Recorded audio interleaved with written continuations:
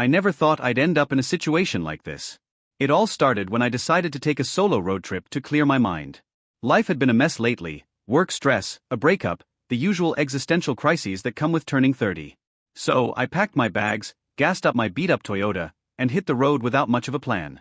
3 days into my trip, somewhere in the middle of nowhere, my car decided to break down. It was pitch black outside, and the nearest town was at least 50 miles back. I could feel panic start to bubble up, but I shoved it down. That's when I saw it, a flickering neon sign in the distance. A motel. Just my luck. I coasted my car as far as I could until it sputtered to a stop, right outside the motel's parking lot. The building looked like it hadn't been renovated since the 70s, and the blinking neon sign read LDG instead of Lodge. But at that point, I didn't have any other options. I walked into the dimly lit lobby, and the smell of stale cigarettes and mildew hit me like a wave. A thin, pale man sat behind the front desk, watching me with eyes that seemed too big for his face. He didn't say a word, just slid a key across the counter toward me. Room 13. I laughed nervously, hoping he'd crack a smile or at least speak, but he didn't. He just stared as I grabbed the key and headed to my room. The room was, well, exactly what you'd expect. Faded floral wallpaper peeling at the corners, an ancient TV with a crack in the screen, and a bed that looked like it had seen things. I tossed my bag on the bed and decided to take a quick shower, hoping the hot water would wash away the unease I felt creeping up my spine. That's when I noticed it, the silence. It was too quiet. No hum of a vending machine, no creaking of the floorboards, no distant murmurs of a TV. Just nothing. I shrugged it off, blaming it on nerves. But as I stepped into the bathroom, I noticed the mirror was cracked, spiderwebbing from the top left corner, and there were dark stains in the grout between the tiles. I felt a chill run down my spine. After my shower, I lay down on the bed, but sleep wouldn't come. I kept hearing things, soft noises, like a whisper coming from the vent above the bed. I tried to ignore it, convincing myself it was just the old building settling or my tired brain playing tricks on me. But then I heard it again. Clearer this time. A voice. A woman's voice, whispering something I couldn't quite make out. I shot up, my heart pounding in my chest. I turned up the volume on the old TV, trying to drown out the noise, but the static only made it worse. The whispering grew louder, more insistent, like it was trying to tell me something. I decided to go back to the lobby, thinking maybe I could get another room or at least complain about the noise. As I reached for the doorknob, I heard a soft knock. Not a bang, not a rap, just a gentle, almost hesitant knock. I froze, my hand hovering over the knob. I waited, holding my breath, and then another knock, a bit louder this time. I finally yanked the door open, ready to confront whoever was on the other side, but there was no one there. Just the long, dimly lit hallway stretching out in both directions. I felt a shiver run down my spine as I stepped out into the hallway, looking left and right. The air was heavy, thick with a strange metallic smell that reminded me of rust or old blood. I walked slowly, listening, trying to hear anything over the sound of my own breathing. Then, from the corner of my eye, I saw her. A woman, standing at the end of the hallway, her hair hanging in front of her face, her clothes soaked like she had been caught in a rainstorm. She didn't move, didn't make a sound. She just stood there, facing me, motionless.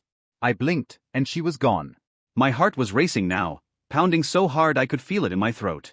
I turned and ran back to the lobby, where the pale man was still sitting behind the desk, but now he was staring at a small black and white TV showing a grainy, static-filled screen. His head snapped up as I approached, his eyes wide and unblinking. I need a different room, I stammered. He didn't respond. He just kept staring at me with that unsettling gaze.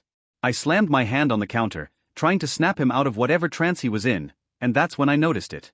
The TV wasn't showing static anymore. It was showing the hallway, my hallway. And there I was, standing outside my room, staring at the woman who had vanished into thin air.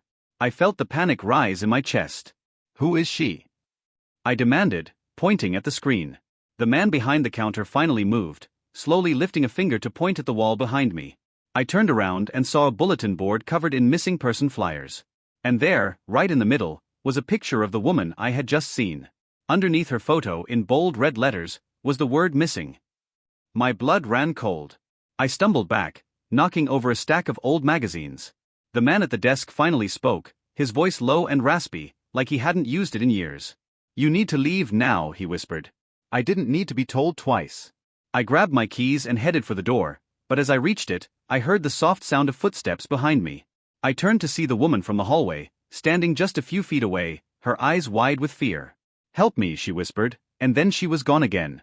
I ran out of the lobby and into the parking lot, my heart pounding in my chest. I needed to get out of there, but my car was still dead, and there were no other vehicles in sight. I looked back at the motel, and that's when I noticed something odd. All the rooms were dark, except for mine, and room 13. The light flickered, and I could see shadows moving behind the curtains. I wasn't alone. I crept closer, trying to see who or what was in that room. The door was slightly ajar, and I could hear the faint sound of whispering again, that same voice I had heard through the vent. I pushed the door open slowly, my heart racing. Inside, the room was empty, but the whispering continued. It was louder now, clearer, and it was saying my name. I stepped inside, looking around. The room was identical to mine, right down to the cracked mirror and the stained tiles. But there was one thing missing, a window. Every other room had one, but this room didn't. Just a blank, bare wall where the window should have been. I felt a cold breeze brush past me, and the door slammed shut behind me. I spun around trying to open the door, but it was locked. I pounded on it, yelling for help, but no one answered. That's when I saw it, a small, red light blinking from the corner of the room. A camera. Someone was watching me. I felt my stomach drop as I realized what was happening. I was being watched. I looked around the room trying to find a way out, and that's when I saw it, a message written on the wall in what looked like blood. Get out before he comes back. I felt a chill run down my spine. I had to get out of there, and fast. I started searching the room for anything I could use to break the door down, but before I could find anything, I heard footsteps approaching. Heavy, deliberate footsteps. And then I saw him. A tall man in a mask, standing just outside the door. My heart hammered in my chest as I stared at the masked man through the crack in the door. His breathing was heavy, raspy, like he was trying to contain some kind of twisted excitement. He raised one hand and knocked slowly, rhythmically, on the door. 3 knocks. A pause. 3 more. My legs felt like jelly, but I knew I had to move. I grabbed the nearest thing I could find, an old metal lamp, and held it up like a bat. The knocking stopped, and I heard the door handle jiggle. I backed away, holding the lamp tight, ready to swing. The handle jiggled harder, and then the door burst open. The man stepped inside, his face hidden behind a grinning mask, the kind you see in old black and white movies. He took one step toward me, and I swung the lamp with all my might. The lamp connected with his shoulder, and he let out a low grunt. He stumbled back, but didn't fall. I didn't wait to see what he would do next. I bolted past him, out the door, and into the hallway. I could hear him following me, his footsteps pounding against the creaky wooden floors. I ran, my breath coming in ragged gasps, my only thought to get as far away from him as possible. I reached the end of the hallway and threw myself against the exit door, praying it would open. It did, and I burst out into the cold night air. But the parking lot was still empty. No cars, no people, nothing. I kept running, my feet pounding against the asphalt, the sound of his footsteps growing fainter behind me. I made it to the edge of the property and slipped into the thick line of trees that bordered the motel. I ducked down behind a large oak, trying to catch my breath, trying to think. The moonlight barely pierced through the thick canopy above, casting strange shadows on the forest floor. I listened, straining to hear any sign of the man following me. But it was quiet. Too quiet. I slowly peeked around the tree and saw him standing at the edge of the woods, just staring. His head tilted slightly, as if he was trying to decide whether to follow me or not. He took a step forward, then another. I turned and ran deeper into the woods. I don't know how long I ran, but eventually, I saw something up ahead through the trees, a small old cabin, almost hidden by the overgrowth. It looked abandoned, but I didn't care. It was shelter. I made my way to the door and pushed it open. The hinges creaked loudly, but I slipped inside and closed it as quietly as I could. Inside, it was dark and musty. Dust covered every surface, and cobwebs hung from the ceiling. I could hear my heart pounding in my ears. I backed away from the door, trying to calm my breathing, trying to think of my next move. I turned around and saw a small wooden table in the center of the room. On it was a leather-bound journal, its pages yellowed with age. I reached out and opened it, flipping through the pages. It was filled with handwritten notes, drawings, and strange symbols. And then I saw it, a drawing of the motel. My motel. The one I had just run from. My hands were shaking as I continued to flip through the pages. There were more drawings, rooms, hallways, and people. Some were crossed out, others had question marks next to them. My blood ran cold as I saw a sketch of a man in a mask, the same mask I had just seen. Below the drawing were the words, "He watches. He waits." My hands trembled as I flipped to the next page. Tucked inside was a small cassette tape labeled "Do Not Play." Ignoring the warning, I found an old tape player on a nearby shelf and shoved the tape inside, pressing play. Static crackled, and then a faint, eerie voice filled the room. "Room 13, always room 13, the voice whispered. She tried to leave, but he wouldn't let her. He never lets them go. My breath caught in my throat. The voice was coming from inside the motel. My motel. And then I heard it, the same whispering I had heard through the vent. My name, repeated over and over, growing louder, more frantic, until it filled the entire cabin. I jumped, almost dropping the recorder, as I heard footsteps crunching on the leaves outside the cabin. Slow, deliberate steps. I quickly turned off the tape and crouched down, peering out through a crack in the door. The man in the mask was standing just outside, his head cocked to the side listening. He moved closer to the door, his breathing heavy and uneven. I held my breath, praying he wouldn't come inside. He reached out a hand touching the door, and I felt my heart stop. But then, he turned around and walked away, disappearing into the woods. I waited for what felt like an eternity before I finally dared to move. I knew I couldn't stay in the cabin, he'd be back. I had to come up with a plan. I needed to get back to the road, find help. But first, I needed to find something to defend myself with. I looked around the cabin, searching for anything that could be used as a weapon. My eyes landed on a rusty old hunting knife hanging on the wall. I grabbed it, gripping it tightly in my hand. It wasn't much, but it was better than nothing. I took a deep breath and stepped out of the cabin, keeping low, moving as quietly as I could. The night was cold, the air thick with fog. I made my way back through the trees, back toward the motel. I needed to find my car, see if I could get it started. Maybe I could find a way out. As I approached the edge of the woods, I saw the motel again. The lights in room 13 were still on, flickering like a dying flame. I could feel my heart racing as I crept closer, staying low, using the shadows to hide. I snuck around to the back of the motel, hoping to find another way in. I reached the back entrance and slowly pushed it open, wincing at the loud creak of the old hinges. I slipped inside and made my way down the hallway, toward my room. When I got there, the door was wide open. I could see my suitcase on the bed, untouched, exactly where I had left it. But something felt wrong. The air was heavy, thick with that same metallic smell. I stepped inside, and that's when I saw it, a tripwire, stretched across the floor, connected to a small, homemade explosive device. I carefully backed out of the room, my heart pounding. I had to get help. I fumbled for my phone, praying for a signal. 1 bar. It was better than nothing. I quickly dialed 911, whispering into the phone, "Please, send help. I'm at a motel, somewhere on Highway 8, there's a man." But before I could finish, the line went dead. No signal. I cursed under my breath, tucking the phone back into my pocket. I had to think of something else. As I stood in the hallway trying to figure out my next move, I noticed something else, a small leather-bound diary lying on the floor just outside my room. I picked it up and opened it, flipping through the pages. Inside were entries, dated months apart, all written by different people. Each entry described a similar story, arriving at the motel, feeling watched, seeing the man in the mask. And each entry ended the same way, "He's coming. I have to hide." I quickly pocketed the diary and continued down the hallway, heading toward the front desk. Maybe there was a landline there, something I could use to call for help. As I reached the lobby, I heard voices, soft, hushed voices coming from the manager's office. I pressed myself against the wall, listening.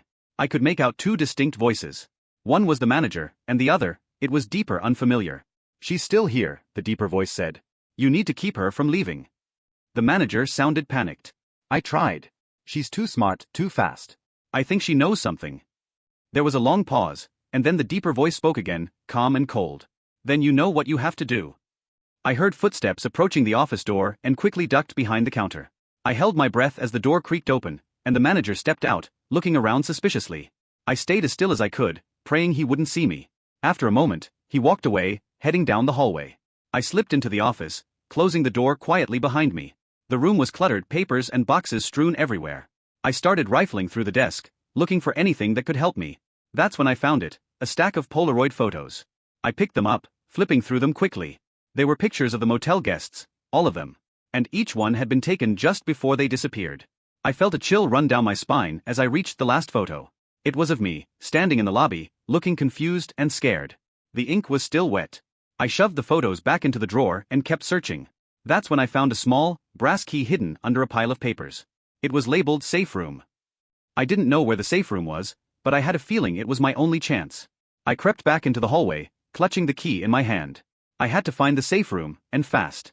I moved quietly, listening for any signs of the masked man or the manager. As I reached the end of the hall, I saw a small, unmarked door. I tried the key, and it fit perfectly. I pushed the door open and found myself staring down a narrow, dark staircase. I hesitated for a moment, then started down, one step at a time. The air grew colder as I descended, and the smell of damp earth filled my nostrils. At the bottom of the stairs, I found myself in a large, open basement. Old, rusted machinery lined the walls, and a single flickering light bulb hung from the ceiling. In the center of the room, there was a large metal door, like the kind you'd see in a bank vault. I walked over to it, my heart pounding, and saw a small keypad on the side. I tried the key, but it didn't work. I had to find the code. I turned around, searching the room for any clues, and that's when I saw it, a piece of paper taped to the wall. It was an old newspaper clipping, dated 20 years ago. The headline read, "Mysterious disappearances at local motel continue." Beneath it was a list of names, all of them marked with red XS, except for the last one. Mein Name.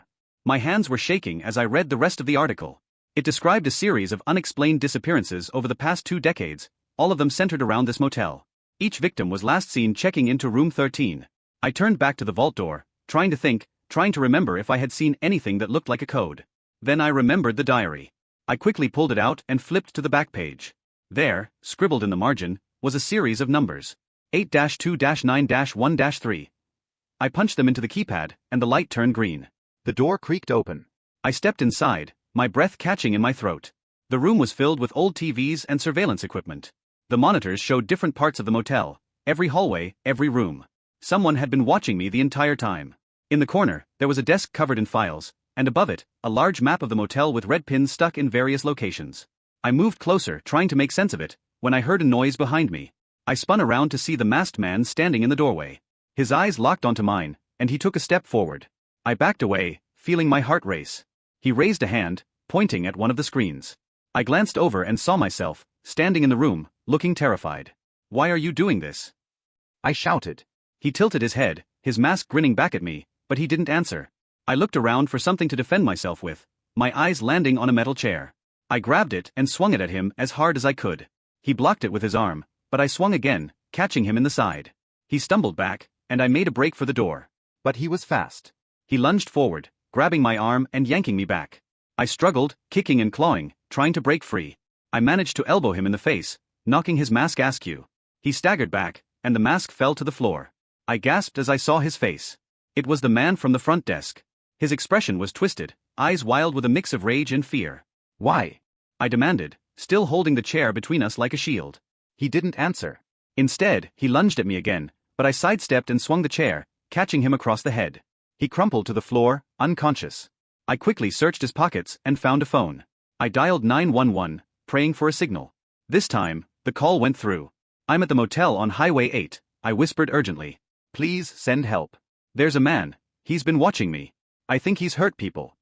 The operator's voice was calm and reassuring. "Help is on the way. Stay on the line." I could hear sirens in the distance, and I felt a wave of relief wash over me. I moved back to the vault door, keeping an eye on the unconscious man. I wasn't taking any chances. The sirens grew louder, and soon, flashing lights filled the room. They cuffed the man and took him away. I gave my statement, telling them everything I had seen and heard. They searched the motel, finding hidden cameras, tapes, and other disturbing evidence. The officers looked at me with a mix of pity and disbelief. "You're lucky to be alive," one of them said. Over the next few hours, I learned the truth. The man had been luring guests to the motel for years, stalking them, filming them, and sometimes worse. He had a network of hidden rooms and secret passageways, and he'd used them to move around undetected. But there was one thing that still didn't make sense. The woman. The one I had seen in the hallway. The police said they didn't find any trace of her, no body, no evidence she had ever been there. "Are you sure you saw her?" an officer asked. "Yes," I insisted. "She was real." He looked skeptical but nodded. "We'll keep looking." A few days later, I was back home, trying to piece my life back together. But I couldn't shake the feeling that I was still being watched. I started to hear things, whispers in the night, soft footsteps in the hallway. And sometimes when I closed my eyes, I saw her face, staring back at me, pleading for help. Then, one night, I got a call from a blocked number. A woman's voice on the other end whispered, "Thank you for trying to help." The line went dead. I haven't heard from her since. But I still see her sometimes in the shadows watching, waiting. And I know deep down that the story isn't over. Because he's still out there. And he never lets them go.